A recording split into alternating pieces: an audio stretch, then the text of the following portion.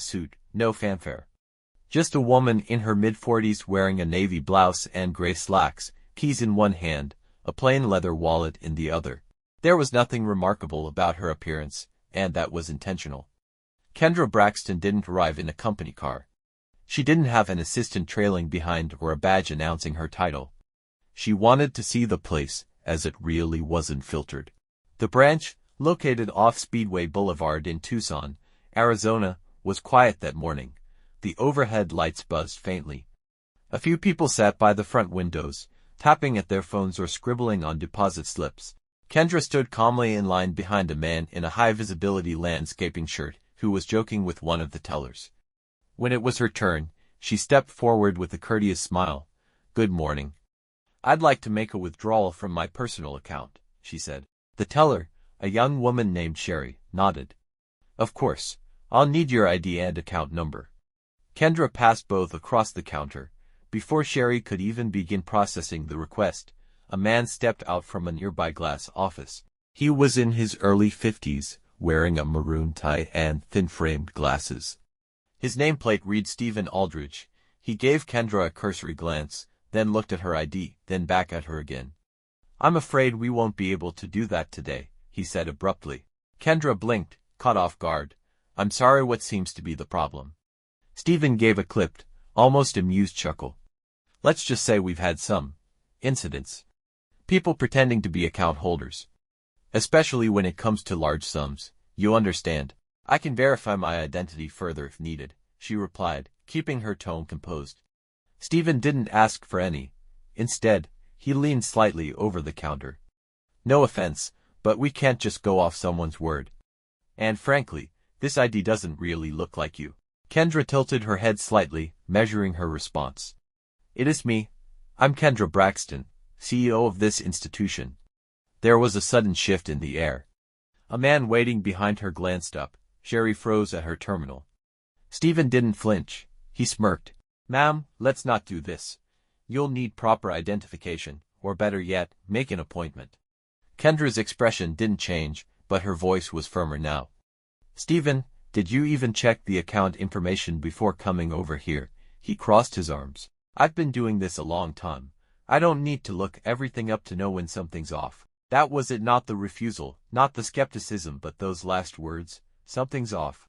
As if she, simply standing there, was the anomaly. What he didn't know, what he hadn't cared to find out, was that this woman had guided Monarch Federal through 2 major acquisitions, survived an internal power grab, and helped grow it into one of the top regional banks in the Southwest. And now, here she stood, being dismissed at the counter of her own company. Still, Kendra didn't raise her voice. She didn't demand recognition. Instead, she calmly reached into her purse, took out her phone, and placed a quiet call. Stephen had already turned away, retreating into his office with a wave of indifference. But within moments, the tone in the branch began to change. Sherry shifted behind the glass, glancing nervously at her screen. The customers in the waiting area didn't move, but suddenly, they were all paying attention. Something was happening, and it wouldn't be long before everyone in that room learned exactly who they were dealing with. Because minutes later, Stephen Aldridge would be called back out into the lobby where he would be fired on the spot, in front of every teller, every client, and every set of watching eyes. She stood still for a beat, then quietly stepped back from the counter, phone still in hand. She hadn't made the call yet. "Sherry," she said softly, eyes calm but steady. "Can you read the name on that ID again?" The teller hesitated, glanced at the card, then gave a small nod. "Yes, ma'am, Kendra Braxton." Kendra offered a faint, knowing smile. "Now, when you type that into the system, what comes up?" Sherry's fingers tapped cautiously on the keyboard. A few seconds passed. Her eyes widened slightly. "I see. It shows an executive account. Kendra Braxton, CEO." Her voice dipped to a whisper as she trailed off, throwing a quick glance toward the manager's office. "You didn't know I was coming," Kendra said gently, "and I didn't want anyone to. But now that you see the information matches, do you need anything else from me?" Before Sherry could answer, the office door opened. Stephen reappeared, clipboard in hand, clearly more for show than purpose. "Is there still a problem here?" he asked sharply, his eyes bouncing between them. Kendra remained calm. Sherry pulled up the account.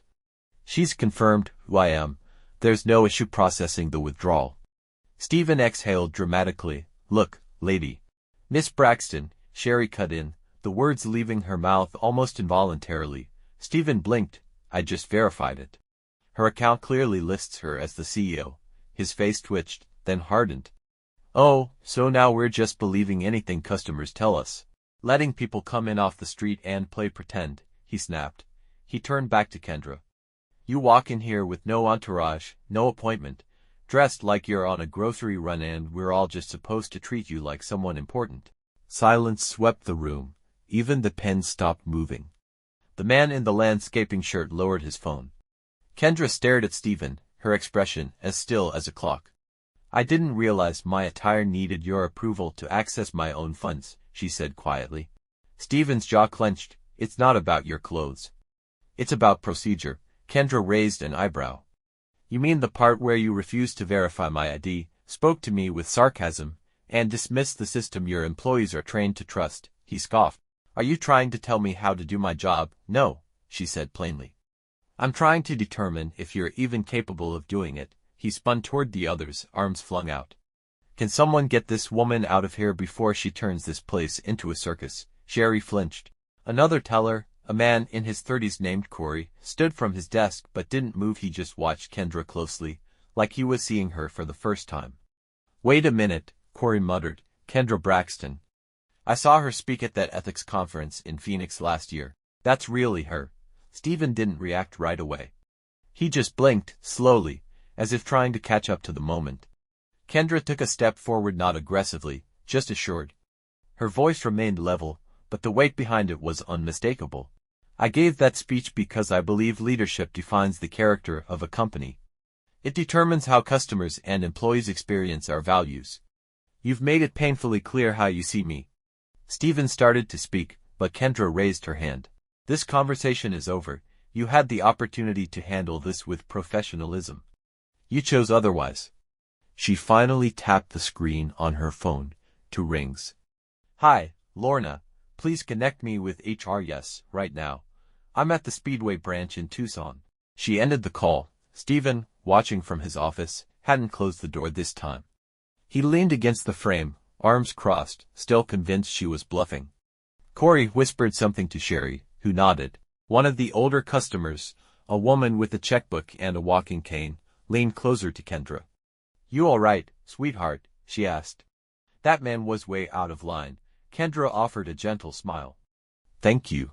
I'm handling it. A soft ping broke the air. An incoming call. Kendra picked up. Yes, I'm here. No, he doesn't know yet. I'll hold. Stephen had slipped back into his office, still watching, still sure nothing would come of this. Then the voice on the phone returned. Kendra, it's Marlene from HR. I've got the regional VP looped in. Perfect, Kendra said. I'm currently being denied service. The manager dismissed my ID, ignored confirmation from the system, and publicly questioned my identity. Silence. Then Marlene asked, did he know who you were? I told him. Twice. The voice on the other end turned ice cold. We'll handle it. Give us 3 minutes. Kendra ended the call, exhaled quietly, and turned back toward the branch. Sherry looked nervous but resolute. Miss Braxton. Do you still want to complete the withdrawal? Kendra shook her head gently. No, but thank you. You did the best you could.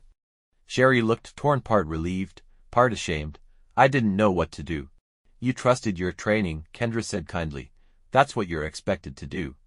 The difference is how people react when something unexpected happens. You responded with curiosity. He responded with control. Just then, Stephen reappeared, walking slower this time. Same clipboard in hand. Kendra didn't look away.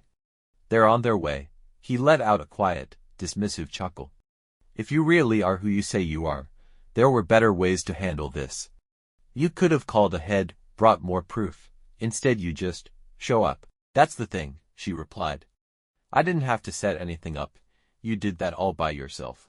Stephen's brow furrowed, unsure if she was insulting him. Then the branch phone rang. Everyone heard it. Corey answered. Monarch Federal, Speedway location.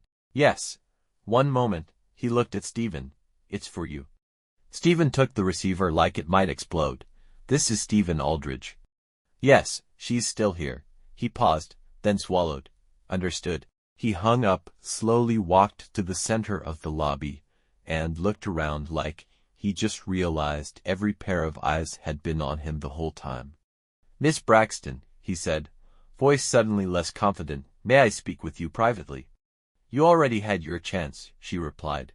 He stood there, uncertain. For the first time since she entered the building, Kendra didn't need to say anything else. The balance had shifted. The entire branch could feel it. He tried to regroup. "Look," he began, "maybe things got a little out of hand. It's been a stressful—" "Stop," Kendra said sharply. The room froze. Sherry stared at the screen. Corey didn't even pretend to keep working. "I'm not here for a speech," Kendra added. "I'm here for accountability." Stephen flinched like the word physically struck him. "You're blaming me for following safety protocol." "No," Kendra said. "I'm holding you responsible for not following it. You didn't verify my ID. You didn't check the system. You made snap judgments. You decided who I was based on how I looked and what I wore. That's not just unprofessional, it's dangerous." She stepped forward slightly. "You work in finance. You don't get to lead with assumption." At that moment, the branch doors opened. Two people in navy suits walked in. One was Marlene from HR. The other, taller, was the regional VP. The man in the sharp glasses and precise haircut was Roland Pierce, the regional vice president. He and the woman beside him, Marlene from HR, headed straight toward Kendra, ignoring everyone else. "Kendra," Roland said, nodding with measured respect. "Appreciate you coming," she replied, her voice cool, but edged with steel. Roland turned to Stephen. "Let's talk in your office." Stephen stiffened. "Wait, she didn't even give us a heads up. No notice, nothing." "That's not the point," Roland said, unfazed. Stephen looked at Marlene, hoping for backup, but she was already shaking her head. "We've reviewed the live security footage. Both audio and video. It's all there. I was just doing my job." Stephen protested, louder now. "You can't. You're not being let go because she's an executive," Marlene interrupted. "You're being dismissed because you ignored protocol, disrespected a client, and created a hostile environment for both customers and your own team." Stephen stood frozen, stunned. Kendra stepped forward, calm and composed. "I could have ended this the moment I re-entered the room, but I wanted you to understand why this matters." She gestured around. "Everyone here saw it. They didn't know who I was when I walked in. They just saw how you treated someone you thought didn't matter." She paused. "That's not a stain that wipes away. It sticks, and I don't allow that kind of stain to spread." Stephen's shoulders dropped. He looked smaller now, adrift. Marlene gently nodded toward the office. This time, he didn't argue. The door clicked shut behind him. A silence settled over the space, not awkward, but heavy. A shift in the air. Kendra turned to the staff. "I'll speak with the team in 5 minutes," she said quietly. "Please wrap up with your customers." Then she walked to the far end of the room and sat by herself for the first time since walking in. It wasn't reflection time yet. One last truth still needed to be spoken. The 5 minutes passed slowly, stretching like 30. Some customers whispered. A few quietly left. The staff remained still, alert. When Kendra stood again and returned to the center of the lobby, it wasn't as a woman who'd been denied service. It was as a leader, fully seen now. "May I speak with the team?" she asked, her tone gentler. Sherry, Corey, and the other two tellers stepped away from their counters. Dennis, the assistant manager, joined them. He hadn't said much before, but now he stood at attention. "I know today wasn't what you expected," Kendra began, "but I want to explain something, not just what happened, but why it matters." They listened fully. "I've worked in this company for over 2 decades. I started as an intern, filing papers. I watched senior staff walk past me without ever looking twice. I learned early that some people only offer respect when they think you've earned it, and others only if you fit a certain image." Her eyes drifted toward Sherry, who looked like she was holding back tears. Corey stood a little taller. "When I walked in today, I wasn't trying to be the CEO. I just wanted to see how this branch ran, how people were treated, whether our values, honesty, integrity lived inside these walls." Her voice didn't shake, but it landed with weight.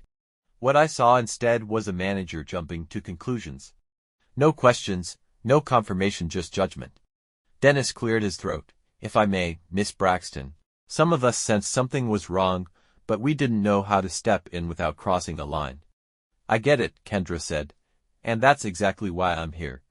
She stepped closer, her voice more intimate now. It's not just about Stephen. It's about what we do when we see something going wrong. Not just for customers but for each other. That moment of hesitation, that fear of overstepping, that's how things stay broken. There was quiet. Then Corey spoke up. I've only been here a year, but I've seen managers like him ignore people. I didn't want to be that guy, but I froze. I saw what he was doing, and I didn't say a word. You're speaking now, Kendra replied. Sherry added, almost a whisper, I knew it was wrong too, but I didn't know if saying something would cost me. It won't, Kendra said gently. Calling out mistreatment especially in your workplace is never a mistake. Leonard, one of the older tellers, adjusted his glasses. Honestly, I've seen Stephen act that way before. Just, not to someone with power. That truth lingered in the air. Exactly, Kendra said. If he'll speak to an executive like that, imagine how he treats others when nobody's watching. No one needed to answer, they all knew. She looked around at real people, real faces. The beating heart of the bank wasn't its ads or buildings, it was them. Moving forward, we'll be holding formal training on customer engagement and internal respect. I'll personally attend the first session. Because if we can't hold each other accountable here, she tapped the floor beneath her feet, then we have no business talking about trust out there. A wave of nods, something had settled in the room. A kind of still, determined clarity. She ended with one final message. It's not about who you think someone is. It's about treating everyone like they already matter. But Kendra wasn't finished. One more lesson needed to be shared this time, across the entire organization. The staff meeting wrapped quietly. Some shook her hand, others lingered with questions, a few just stared with quiet understanding. No one clocked out early, no one cracked jokes. Kendra didn't leave right away. She walked into the modest break room, sat at the round table near the vending machine, and stared at her phone not to scroll, but to think. It wasn't about pride. It was about what would have happened if she'd come with her title displayed, an entourage behind her, and her credentials flashing. Stephen would have smiled, offered her coffee, bent over backward, and nothing would have changed. She remembered a letter they'd received months ago. A woman from Flagstaff had written in, describing a manager who ignored her, talked over her, refused to honor a check she brought in for her elderly mother. The file had been marked resolved. The review said protocol was followed. But Kendra remembered the tone of that letter. The line that stuck. It wasn't what he said, it was how quickly he decided I didn't belong there. Back then, she couldn't prove intent. Today, she didn't need to. A soft knock pulled her from her thoughts. Roland stepped in and closed the door behind him. You okay? He asked. Yeah, she replied. Just thinking. He sat across from her. I've worked with you for years. I've never seen you fire someone in public, with customers watching.